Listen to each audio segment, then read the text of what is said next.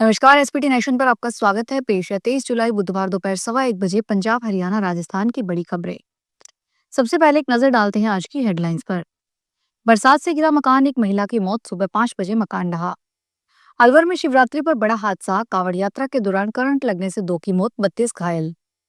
सांवरिया सेठ को चढ़ाई गई आधा किलो चांदी की बंदूक। केदारनाथ तक 7 किलोमीटर सुरंग बनाने का प्लान, 11 किलोमीटर रास्ता घटेगा। जयपुर में तीज की सवारी हेलीकॉप्टर से देख सकेंगे। 26 और 27 जुलाई को होगी राइड। और अब खबरें विस्तार से सुनिए। झुंझुनू जिले के गुड़ागोटजी कस्बे में आज बुधवार सुबह करीब 5 बजे बजावा रावत का मोहल्ले में एक पुराना कच्चा मकान तेज बारिश के चलते ढह गया। हादसे में मलबे के नीचे दबने से 36 वर्षीय महिला अंजू पुत्री बाबूलाल की मौत हो गई, जबकि 22 वर्षीय मोहित पुत्र अमर सिंह गंभीर रूप से घायल हो गया। दोनों हादसे के वक्त मकान के भीतर सो रहे थे।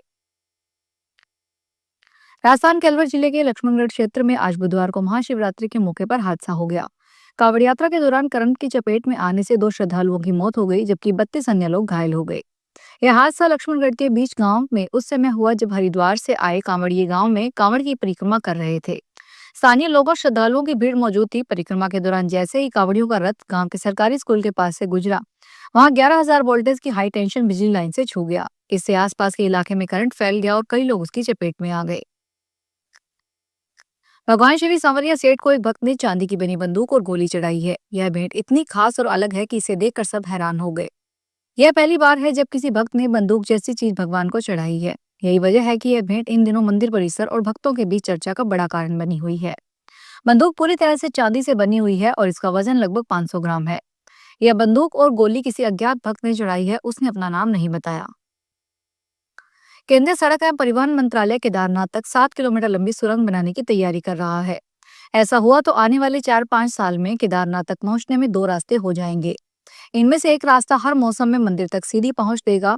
अभी गौरीकुंड से रामबाड़ा लिंचोली होते हुए केदारनाथ धाम तक का मार्ग 16 किलोमीटर लंबा है। टनल बनने के बाद ये 5 किलोमीटर ही बचेगा। जयपुर में तीज महोत्सव के मौके पर हेलीकॉप्टर जॉय राइड की शुरुआत की जा रही है।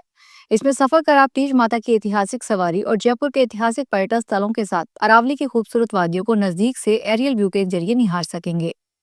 2 दिन तक चलने वाली स्पेशल जॉय राइड में सफर कर पर्यटक न सिर्फ ऐतिहासिक तीज महोत्सव बल्कि जयपुर के प्रमुख पर्यटक स्थल और मानसून में अरावली की खूबसूरती का एरियल व्यू निहार सकेंगे। हिमाचल प्रदेश में भारी बारिश और भूस्खलन की वजह से उत्तर भारत के कई राज्यों पर असर डालने वाले चंडीगढ़ मनाली हाईवे को आज बंद करना पड़ा है। मंडी जिले में खराब हालत से यह हाईवे बंद है। यह हाईवे सैन्य सप्लाई के लिहाज से अहम माना जाता है।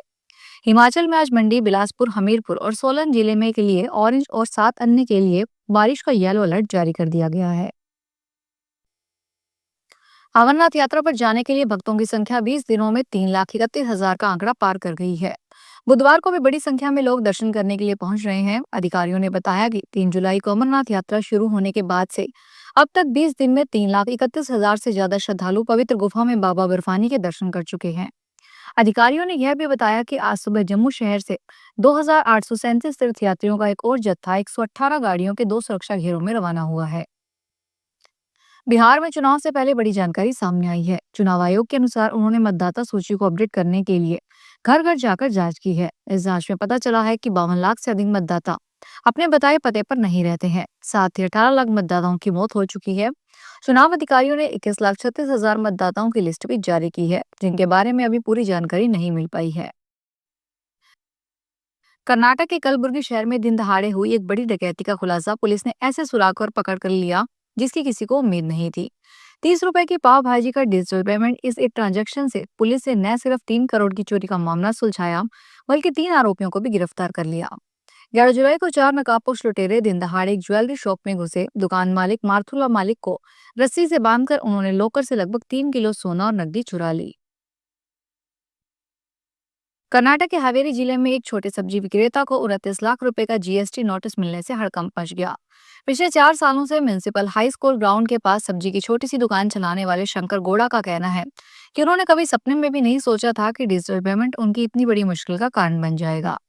शंकर गौड़ा का कहना है कि मैं हर साल आईटी रिटर्न फाइल करता हूँ, मेरे पास सभी रिकॉर्ड्स हैं। जीएसटी विभाग ने 1,63 करोड़ रुपए के डिजिटल ट्रांजैक्शन के आधार पर 29 लाख रुपए टैक्स की मांग की है। खाद्य सुरक्षा योजना में पारदर्शिता और पात्र लाभार्थियों को ही योजना का लाभ दिलाने की दिशा में चलाए जा रहे निरीक्षण अभियान के तहत झुंझुनू जिले में भी सख्ती शुरू हो गई है।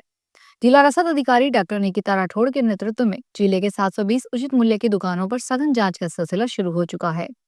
हर सप्ताह कम से कम 8 दुकानों का निरीक्षण स्वयं डीएसओ करेगी। वहीं प्रवर्तन निरीक्षक भी प्रतिदिन 3 से 4 दुकानों पर जाकर अपात्र लाभार्थियों की पहचान कर रहे हैं।